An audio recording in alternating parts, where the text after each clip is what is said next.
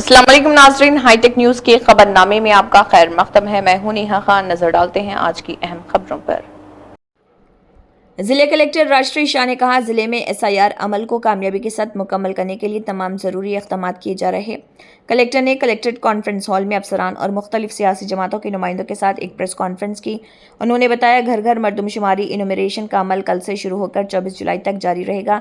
इसके बाद 31 जुलाई से एतराज़ात कबूल किए जाएंगे। जिले कलेक्टर ने कहा, अगर किसी का नाम फहरिस्त में शामिल ना हो या गलत दर्ज हो गया हो तो फॉर्म 6 और फॉर्म 8 के जरिए इंदराज या तस्दीक का मौका फराहम किया जाएगा। उन्होंने अवाम से अपील की है कि उनके घरों पर आने वाले अमले से भरपूर ताउन करें ताकि एसआईआर अमल को कामयाबी के साथ मुकम्मल किया जा सके। सभी को नमस्कार। आदिलाबाद के आवाम से मैं गुजारिश करता हूँ कि कल से एसआईआर का जो प्रोसेस है वो स्टार्ट हुआ है। इसमें सबसे पहला जो फेज है वो हाउस टू हाउस विजिट जो है, हाउस टू हाउस इन्यूमरेशन, जो कि कल यानी कि 25 जून से लेकर 24 जुलाई तक ये जो प्रोसेस है ये चलेगा। तो इसमें आप सबको मैं गुजारिश करता हूँ कि हमारे जो बीएलओ हैं वो बीएलओ आपके पास आके एन्यूमरेशन फॉर्म जो है, 2 एन्यूमरेशन फॉर्म्स प्री प्रिंटेड जो आए हैं वो आपको देंगे। आपको फिर उसमें भरने के लिए भी मदद करेंगे।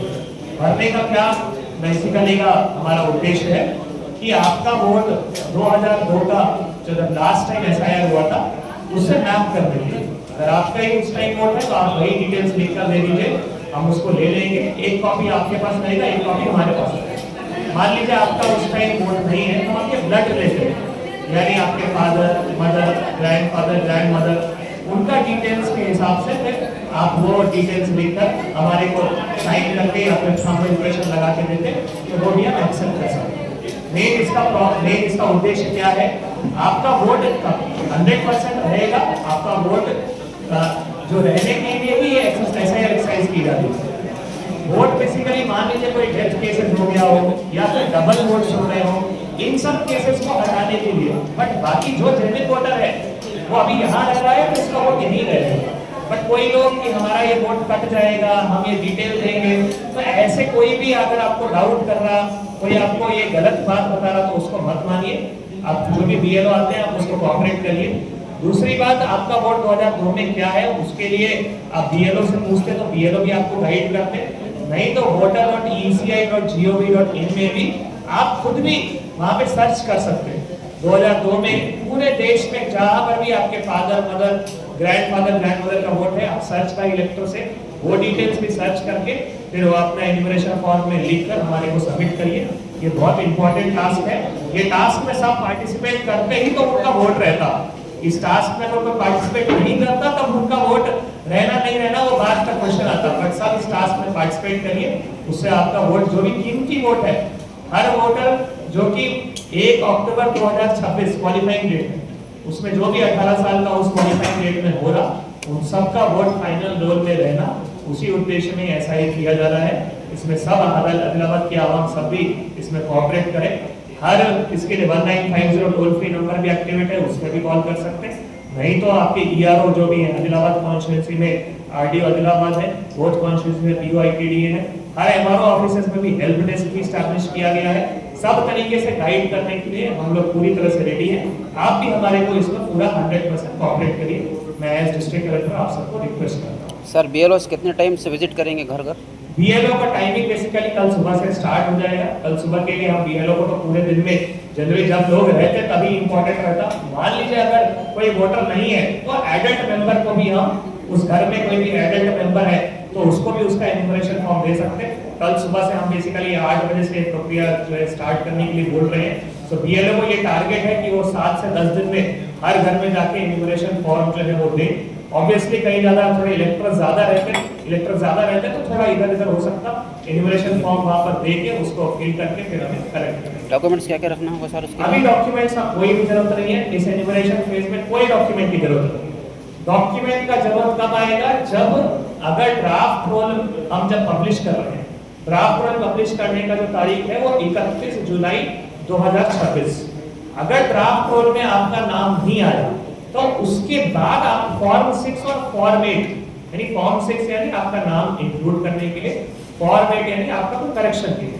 तब आप देते वक्त हमारे को डॉक्यूमेंट चाहिए। अभी एन्यूमरेशन के टाइम में किसी को कोई डॉक्यूमेंट देने की जरूरत नहीं।